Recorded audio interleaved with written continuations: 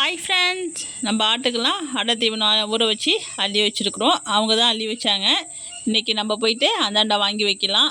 நம்ம குண்டாங்கடுப்புற சத்தம் கேட்டதுமே ஆடுங்களாம் ரெடியாக ஏஞ்சி வந்து கேட்டுக்கிட்ட நின்றுடுவானுங்க. எப்பயுமே நம்ம வந்து அந்தாண்டை போய்க்கலாம். அவங்க இருக்காங்க, எடுத்து கொடுப்பாங்க. இன்றைக்கி நம்ம போயிட்டு வச்சுட்டு பார்ப்போம். ஃபோனை வச்சுட்டு நான் எல்லாத்தையும் எடுத்து வச்சுட்டு காமிக்கிறேன். ஏன்னா ஃபோனை வச்சுட்டு எடுத்து வச்சேன்னா காலை வச்சு மிதிச்சிட்றானுங்க. எல்லாத்தையும் எடுத்து வச்சுட்டு காமிக்கிறேன். நம்ம எல்லாத்தையும் எடுத்து வச்சாச்சு. எல்லாம் சாப்பிட்டுட்ருக்கானுங்க பாருங்கள். நம்ம தாலாட்டு இன்னும் கொஞ்சம் பெரிய ஆடு மயில் அலாட்டெல்லாம் பார்த்தீங்கன்னா தனியாக ஓரமாக ஒதுங்கிக்கிட்டானுங்க. என்ன விஷயம் தெரியல. காலை மேய்ச்சல் பார்த்தீங்கன்னா ஒரு 12 மணி வரைக்கும் மேய்ஞ்சிட்டு வந்தானுங்க இன்றைக்கி போயிட்டு வயலில். பசி இல்லையா என்ன ஏதுன்னு தெரியல. நம்ம தாலாட்டு எல்லா குண்டான்லையும் வாயை விட்டுட்டு அதில் என்ன இருக்கும், இதில் இதை விட என்ன டேஸ்ட்டாக இருக்குமா அப்படின்னு ஒவ்வொரு குண்டானா பார்த்துட்டு இருக்கான்.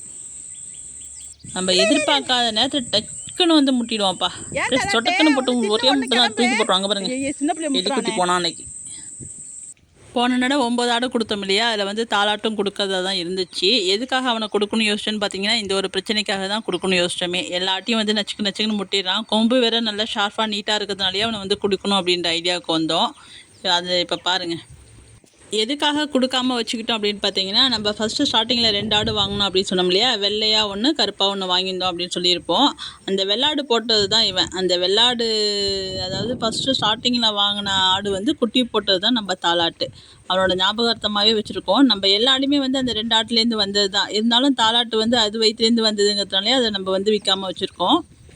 அதனாலேயே அவனை வந்து கொடுக்கறதுக்கு மனசு இல்லை நம்ம. ஏன்னா பழைய ஆட்டிலேருந்து வந்தவன் அப்படின்னு ஒரு நினப்பு. எல்லாமே பழைய ஆட்டிலேருந்து வந்ததா, 2 ஆட்டிலேருந்து வந்ததா இத்தனை ஆடுமே. நம்ம ஃபஸ்ட்டு வாங்கின ஆட்டிலேருந்து வந்தவங்கிறதுனாலே அவனை விற்கிறதுக்கு மனசு வர மாட்டேங்குது. நிறைய பேர் வந்து அடை தீவனம் என்ன வைக்கிறீங்க அப்படின்னு கேட்குறாங்க. புதுசாக வீடியோ பார்க்குறவங்களுக்குலாம் தெரியாது இல்லையா, அதனால் அவங்களுக்கு ஒரு இந்த வீடியோவில் சொல்லிடலாம். இன்றைக்கி நம்ம என்ன ஊற வச்சோம் அப்படின்னு பார்த்தீங்கன்னா, அரிசி, கோதுமை, சோளம், கம்பு 4 ஊற வச்சு தான் வச்சுருக்குறோம். இன்னும் என்னென்ன வைக்கலாம் அப்படின்னு பார்த்தீங்கன்னா, தட்டைப்பயிர் வைக்கலாம், அப்புறம் உளுந்து பயிர், அப்புறம் கொண்டக்கடலை, இதெல்லாம் ஊற வச்சு கொடுக்கலாம்ப்பா. உங்கள் ஏரியாவில் என்ன கிடைக்குதோ அதை வந்து தாராளமாக ஊற வச்சு கொடுங்க. எந்த ஒரு பொருளுமே சரி, இது வரைக்கும் ஆட்டுக்கு கொடுக்கவே இல்லை, இன்றைக்கி தான் நான் வந்து ஃபஸ்ட் டைம் வைக்க போகிறேன் அப்படின்னா அதை வந்து கொஞ்சம் கொஞ்சமாக வைங்க. ஒரே அடியாக எடுத்துக்கொண்டு வச்சிடாதீங்க. சும்மா ஒரு கையளவு வைங்க. அடுத்தது கொஞ்சம் மறுநாள் வந்து கொஞ்சம் கூட்டுங்க, அப்புறம் மறுநாள் வந்து கொஞ்சம் கூட்டுங்க. அடுத்தது திங்கிற அளவுக்கு நீங்கள் தாராளமாக வைக்கலாம். நீங்கள் திங்காத பொருளை ஒரே நாளில் வச்சுட்டிங்கன்னா அது வயிறு ஃபுல்லாக தின்னுச்சுன்னா அதுவே ஒத்துக்காமல் போகும். அதுங்களுக்கு எதுவாக இருந்தாலும் கொஞ்சம் பழகிற வரைக்கும் கொஞ்சம் கொஞ்சமாக தான் நம்ம வந்து அதிகரிச்சுக்கிட்டே போகணும். ஒரே நாளில் டக்குன்னு எதுவுமே கொடுத்துடக்கூடாது. நம்ம ஆரம்பத்திலலாம் பார்த்தீங்கன்னா சோளத்தை வந்து முழு சோளமாக தான் ஊற வச்சு கொடுத்துட்டு இருந்தோம். இப்போ தான் வந்து ஒரு சோளத்தை வந்து 3 நாளமாக உடச்சி கொடுத்துட்டு இருந்தோம். அது எதனால் வந்து மாற்றணும் அப்படின்னு பார்த்தீங்கன்னா, அசைப்போடுறதுக்கு வந்து அதுங்க வயிற்றுலேருந்து அந்த உருண்டையாக தானே எடுத்து அசைப்போடுங்க. அப்போ எடுக்கும்போது வந்து அந்த சோளம்லாம் வந்து வாய் வழியாக கொட்ட ஆரம்பிச்சிருச்சு. கொட்டாயில் பார்த்தா ஏகப்பட்ட சோளம் முழு சோளமாகவே கிடக்குது. அது யூஸ் இல்லாமல் போகுதுங்கிறதுனால தான் நம்ம வந்து உடச்சி கொடுக்குறோம். இப்போ வந்து அசைப்போடு எடுக்கும்போது என்ன பண்ணுது, அது கெட்டித்தன்மையாகிடுதா. 4 3 இருக்கும்போது அது வந்து கொட்டுறதுக்கு சான்ஸ் இல்லை. அதனால் வந்து இப்போ வந்து இப்படி கொடுத்துட்ருக்கோம். மற்றபடி கோதுமை, அரிசி, கம்பு இதெல்லாம் வந்து முழுசாக தான்ப்பா ஊற வைக்கிறோம். சோளத்தை மட்டும் 3 நாளுமாக உடச்சிக்கிறோம். ஒரு சோளத்தை வந்து 3 நாளுமாக உடச்சி கொடுக்குறோம். நாங்களும் இதில் வந்து எப்பயாவது ஒரு நட வந்து கொண்டக்கடலை சேர்த்துப்போம், தட்டைப்பயிர் சேர்த்துப்போம், உளுந்து வந்து கொஞ்சம் கொடுப்போம், பயிரும் சேர்த்துக்கலாம். உங்ககிட்ட என்ன இருக்கோ அது கொஞ்சம் கொஞ்சம் அப்படி அப்படியே சேர்த்துக்கோங்க. இதேமாரி பல வகையான வந்து நம்ம தானியங்கள் கொடுக்கும்போது அதுங்களுக்கு வந்து நோய் எதிர்ப்பு சக்தி வந்து அதிகரிக்கும். இதெல்லாம் கொடுக்கும்போது ஆடுங்களுக்கு வந்து நோய் வந்து எந்த நோயும் வந்து டக்குன்னு வராது. அவ்வளோ சீக்கிரம் வந்து நோய் வராது. அதனால தான் வந்து பல வகையான தீவனமும் சரி, அடை தீவனமாக இருந்தாலும் உலர் தீவனமாக இருந்தாலும் பல வகையாக கலந்து கொடுக்கணும்னு சொல்கிறது. நம்ம ஆடாக இருந்தாலும் எதுவாக இருந்தாலும் நம்ம வந்து எந்த அளவுக்கு ஆடுங்களுக்கு வந்து நம்ம தீவனம் வந்து கொடுத்துக்கிட்டே இருக்கிறோமோ அந்த அளவுக்கு ஆடுங்களோட வளர்ச்சி வந்து சூப்பராக இருக்கும்பா. நம்ம தீவனம் வைக்க அதுங்க பட்டுக்கு கடன்னு வளர்ச்சி வந்து சூப்பராக இருக்கும். நீங்கள் வந்து 1 வருஷத்தில் விற்கணுங்கிற ஆட்டை வந்து நீங்கள் 6 மாதத்தில் விற்றுடலாம். அதனால் தீவனம் வைக்கிறத பற்றி மேய்க்கிறத பற்றிலாம் யோசிக்காதீங்க. ஆடுங்க வந்து ஒரு 2 மணி நேரம் 3 மணி நேரம் மேய்ச்சிட்டு வரீங்கன்னு வச்சுக்கோங்களேன். வந்து படுத்துடுங்க. படுத்துட்டு கொஞ்சம் நேரம் வந்து அசைப்போடுங்க. அசைப்போட்டதுக்கு அடுத்த நட ஏந்திரிக்குதுங்க பாருங்கள். படுத்தது ஏந்திரிச்ச உடனே உங்களுக்கு பசிக்க ஆரம்பிச்சிடும். மாடுலாம் கூட அப்படி இருக்காது. ஆடுங்களுக்கு எவ்வளோ சாப்பிட்டாலும் அதுங்க பட்டு கொண்டுக்கிட்டே தான் இருக்கும். ஆனால் அதுங்க சாப்பிட வந்து அதுங்க வளர்ச்சியும் நல்லாவே இருக்கும். அவ்வளோதான். இவங்கெல்லாம் சாப்பிட்டுட்டு கம்பு கொல்லைக்கு தான் மேய போவானுங்க. இன்றைக்கி வந்து அடர் தீவனத்தெல்லாம் ஒழுங்காகவே சாப்பிடல அவனுங்க. எல்லாத்துலேயும் அரை குண்டான் அப்படியே இருக்குது. ஏன் அப்படின்னு பார்த்தீங்கன்னா, நேற்று தான் வந்து சோளம் வாங்கி அரைச்சிட்டு வந்தாங்க தீர்ந்து போச்சு அப்படின்ட்டு. அந்த வண்டில் அந்த சோளத்தில் வந்து வண்டு இருந்திருக்கும் போல இருக்குது. அது கவனிக்காமலே அரைச்சிட்டு வந்துட்டாங்க. இப்போ ஊற வைக்கும்போது பார்த்தீங்கன்னா, தண்ணியில் வெறும் வண்டாக மிதந்துச்சு. அந்த பூச்சி வாடை அடிக்குதா என்னன்னு தெரியல. யாருமே ஒழுங்காக சாப்பிடல. அரை குண்டான வச்சுட்டு எல்லாம் வந்துட்டானுங்க. அப்புறம் மேய்ஞ்சிட்டு வந்து எப்படியும் சாப்பிடுவானுங்க. இதுமாரிலாம் வைக்கிற தொட்டு தான் வந்து ஆடுங்களுக்கு வந்து டக்கு டக்குன்னு வந்து பூச்சி வந்துடுறது. இதனால தான் எந்த பொருளாக இருந்தாலும் நம்ம வாங்கிட்டு வந்து அதை காய வச்சு சுத்தம் பண்ணி திரும்பி போய் உடச்சிட்டு வரணும்.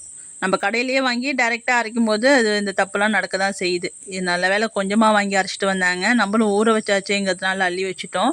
நாளைக்காச்சும் அதை காய வச்சு கொஞ்சம் சுத்தம் பண்ணி தான் ஊற வைக்கணும். எல்லாம் திங்க மாட்டானுங்க. அப்புறம் நிறைய பேர் வந்து கமெண்டில் சொல்லியிருந்தீங்க, நம்ம கெடா குட்டியை காமிச்சிருந்தோம் இல்லையா, அதை பார்த்துட்டு எல்லாருமே வந்து நல்ல விஷயந்தான் சொல்லியிருந்தீங்க. கண்டிப்பாக எனக்கு அது சந்தோஷம்தான். ஏன்னா என்னோடய நன்மைக்கு தான் அதை சொல்கிறீங்க. என்ன சொல்லியிருந்தாங்க அப்படின்னு பார்த்தீங்கன்னா, கெடாய் வந்து நீங்கள் வேறு பண்ணையிலேருந்து வந்து வாங்கி வளங்க அப்படின்னு சொல்லியிருந்தாங்க. இன்னும் சில பேர் வந்து ஜமுனாபரி வாங்கி வளங்கக்கா, கெடாய் வந்து ஜமுனாபரி வாங்கி வளங்கன்னு சொல்லியிருந்தாங்க. அப்புறம் இன்னொருத்தவங்க வந்து தலைச்சேரி வாங்கி வளங்க, கெடாய் குட்டி வந்து சின்ன குட்டியாக வாங்கி வளங்க, அடுத்தது வந்து உங்களுக்கு செட் ஆகிடும். சின்ன குட்டிலேருந்து வாங்கி வளர்த்திங்கன்னா அது உங்கள் இதுக்கு ஏற்ற மாதிரி செட் ஆகிடும்க்கா அப்படின்னு சொல்லியிருந்தாங்க. எல்லாருக்குமே ரொம்ப நன்றிப்பா. நம்ம வந்து வளர்க்குறது நாட்டாடு தான். எதுக்காக நாட்டாடு சூஸ் பண்ணியிருக்கோம் அப்படின்னு பார்த்தீங்கன்னா, நம்ம ஏரியாவுக்கு நாட்டாடு தான் வந்து கொஞ்சம் ஓரளவுக்கு விற்பனை வாய்ப்பு அதிகமாக இருக்குது. எதனால் அப்படின்னு பார்த்தீங்கன்னா, கறியோட டேஸ்ட் நல்லா இருக்குங்கிறதுனாலேயே எல்லோரும் நாட்டாடு தான் வந்து நம்ம ஏரியா பக்கம் வந்து விரும்புகிறாங்க. அதனால் பெரும்பாலும் வந்து நம்ம நாட்டாடு தான் வளர்க்குறது. அப்புறம் பார்த்தீங்கன்னா, இதுங்களுக்கு நோய் எதிர்ப்பு சக்தி வந்து அதிகமாக இருக்குதுப்பா. நோயெலாம் வந்து அவ்வளோ சீக்கிரம் வரது கிடையாது. இந்த ஆட்டுக்குன்னு இல்லை, எல்லா ஆட்டுக்குமே நம்ம வச்சுருக்கிறத பொறுத்து தான் வந்து நோய் வரதும் வராமல் இருக்கிறதும். ஆனால் இருந்தாலும் வந்து நாட்டாடுக்கு வந்து அவ்வளோக்கா வந்து எந்த நோய் வந்து அட்டாக் ஆகிறதில்ல. அதனாலே இதுங்களை வளர்க்குறதுக்கு கொஞ்சம் ஈஸியாக இருக்குங்கிறதுனாலே நாங்கள் இதை வந்து நாட்டாடை தான் விரும்புகிறது. கண்டிப்பாக நீங்கள் சொல்கிறத வந்து ட்ரை பண்ணி பார்க்குறோம் எப்படி இருக்குன்ட்டு. ஒரு விஷயம் வந்து நல்லா போயிட்டுருக்குங்கும் போது அதை வந்து மாற்றுறதுக்கு அவ்வளோ சீக்கிரம் யாருக்கும் வந்து இன்ட்ரெஸ்ட் வராது இல்லையா? அதேமாரி தான் நாங்கள் நாட்டாடு வளர்த்தோம். அப்படியே அது நல்லபடியாக போயிட்டுருக்கிறதுனால வேறு யோசனைக்கு வந்து நாங்கள் போனதில்லைப்பா. நீங்கள் சொல்கிறீங்க, கண்டிப்பாக நாங்கள் முயற்சி பண்ணி பார்க்குறோம். நம்ம ஆடுங்களும் போய் மேய்ஞ்சிட்டு திரும்பி ரிட்டன் வந்துட்டுருக்காங்க. ஏன்டி அவனை அடிச்சிடும். சரி உன் அம்மா எங்க? அம்மா வந்துச்சா? ஊட்டுங்க. இன்னைக்கு ஒருத்தனை பிடிச்சிருந்தா அவனை பிடிச்சிருவான். நான் நேற்று பிடிச்சானா, அதுக்குன்னு எஸ்கேப் ஆகுது பாருங்க. ஊட்டுட்டுமே, 2 பேரும் ஊட்டுட்டோம். எனக்கு என்ன, நேற்று ஊட்டும் போது அதை பிடிச்சிக்கிட்டானா, அதுக்குன்னு இப்போ எஸ்கேப்பாக போகுது பாருங்க. அந்தாண்ட பிடிச்சிருவானா நான். இல்லை இருக்கிறது 2 கம்பு தான். என்னடா சண்டை? ஊட்டணுமா? இங்கே வா, வந்து ஊட்டு வா. வா நான் ஒன்றும் செய்யல. வா ஒடியாடி, வா. நேற்று அவன் நீ குடிக்கல, ஒடியா. சரியான விளாட்டாக இருக்குது அது. வாம்மா, நீ அவனுக்கு அது கட்டி ஊட்டி முடிச்சிடுவான போ. எனக்கு என்ன, இவ்வளோ தூரத்தில் நிற்கும் போதே அவனுக்கு பயம் இருக்கு. கூப்பிடு, அம்மா கூப்பிடு. அப்புறம் இன்னொருத்தங்க கேட்டிருந்தாங்க, நம்ம 2 ஆடு வந்து விற்றுட்டோம், இன்னும் ஓட்டிகிட்டு போகல அப்படின்னு வீடியோவில் சொல்லியிருந்தோம் இல்லையா? அந்த 2 ஆடு வந்து ஓட்டிகிட்டு போயிட்டாங்களா அப்படின்னு கேட்டிருந்தாங்க. இன்னும் வந்து அந்த ஆடு வந்து ஓட்டிகிட்டு போகல. இனிமேல் தான்ப்பா வந்து ஓட்டிகிட்டு போவாங்க. நான் ஓட்டிகிட்டு போகும்போது கண்டிப்பாக காமிக்கிறேன் அது எந்த ஆடுன்ட்டு. இன்னும் வந்து ஆடு ஓட்டிகிட்டு போகல, நம்மக்கிட்ட தான் இருக்கானுங்க. அவ்வளோதான்ப்பா. நம்ம வீடியோ பிடிச்சிருந்துச்சுன்னா லைக் பண்ணுங்கள், ஷேர் பண்ணுங்கள், கமெண்ட் பண்ணுங்கள், சப்ஸ்கிரைப் பண்ணுங்கப்பா. நம்ம இன்னொரு வீடியோவில் மறுபடியும் சந்திப்போம்.